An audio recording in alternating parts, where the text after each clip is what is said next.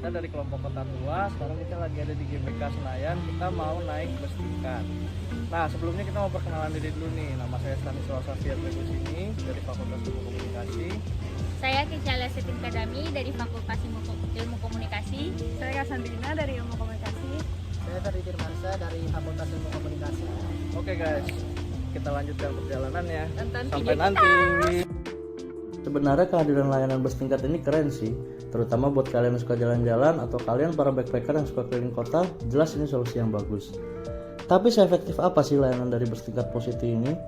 Nah, kalau menurut saya, kehadiran bus tingkat ini cukup menarik dan efektif karena para traveler menjadi lebih mudah untuk berkeliling menikmati pemandangan yang ada di sepanjang ibu kota.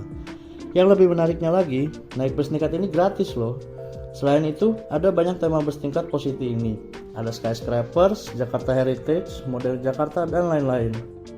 Next, bagi kalian yang ingin naik bus tingkat Positi, kalian bisa loh mencari informasinya melalui website resmi Transjakarta. Di sana kalian dapat melihat mulai dari rute sampai dengan jadwal ketersediaan layanannya.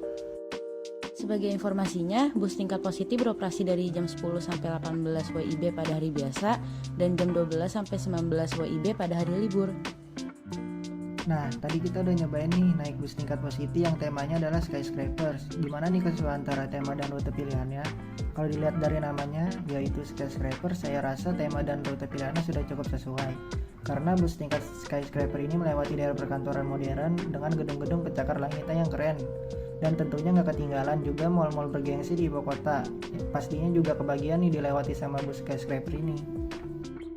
Nah, kenyamanan layanan bus Positi itu sangat baik, karena di bus ini terdapat AC yang dingin, kursi yang banyak, dan space yang luas.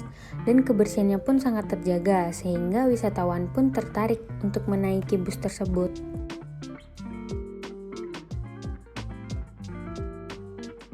Hai guys, Nah, jadi posisi kita ini sekarang ada di stasiun Tebet. Sekarang kita mau kemana? ke Kota Tua. Nah, cuma sayangnya sepanjang jalan ini kita nggak boleh ngerekam nih guys. Jadi langsung aja nanti videonya Kota Tua ya. Ikuti keseruan kita.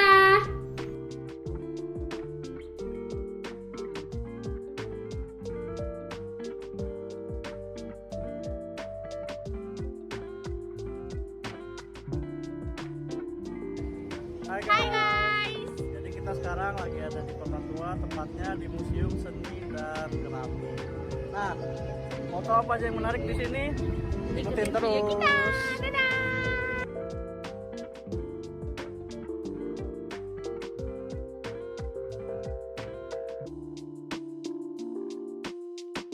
Nah guys, sekarang kita di depan Museum Seni Rupa dan Keramik. Untuk biayanya bagi mahasiswa di Rp3.000 dan untuk dewasa Rp5.000. Dan di saat masuk kita disambut oleh beberapa patung dan informasi tentang berdirinya Museum Seni Rupa dan Keramik ini. Oke, buat kalian yang bertanya-tanya, kapan sih berdirinya museum ini? Museum ini sudah berdiri sejak tahun 1870, di mana dulunya museum ini merupakan lembaga peradilan tertinggi Belanda yang pada tahun 1967 sempat digunakan sebagai kantor wali kota Jakarta. Nah guys, di sini kita disuguhkan dengan denah dari museum ini. Oke, sekarang kita lanjut masuk ya guys.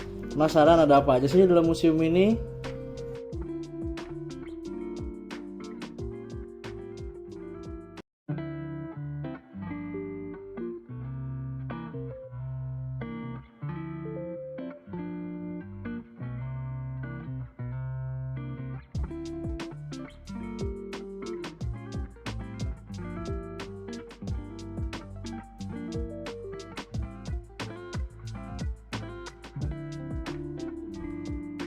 Nah, di sini banyak banget nih lukisan-lukisan bagus dari pelukis ternama seperti Avandi, Susiana, dan pelukis ternama lainnya.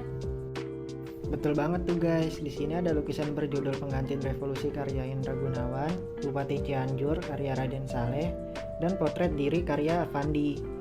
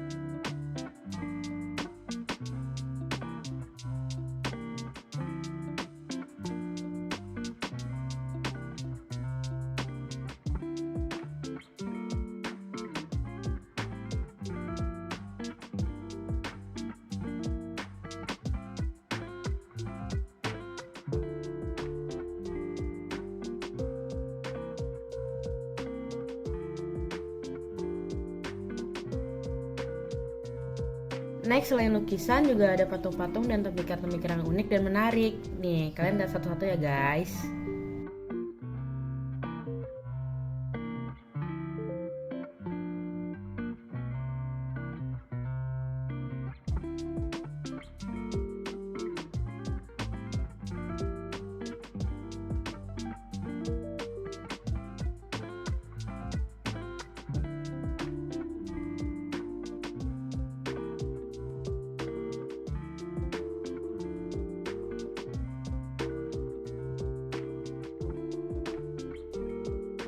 Dari mana sih asalnya patung dan tembikar yang ada di museum ini?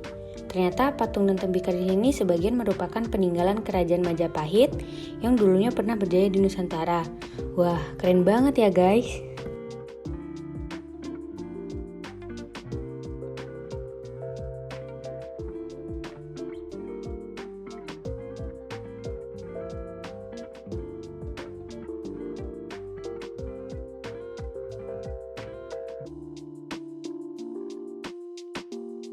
Nah, sekarang kita ke museum keramik, guys. Di sini kita bisa melihat berbagai macam seni kerajinan keramik yang menarik dan unik. Koleksi keramik yang ada di museum ini banyak banget loh guys. Mulai dari keramik lokal yang berasal dari Aceh, Palembang, Medan, bahkan banyak keramik yang berasal dari luar.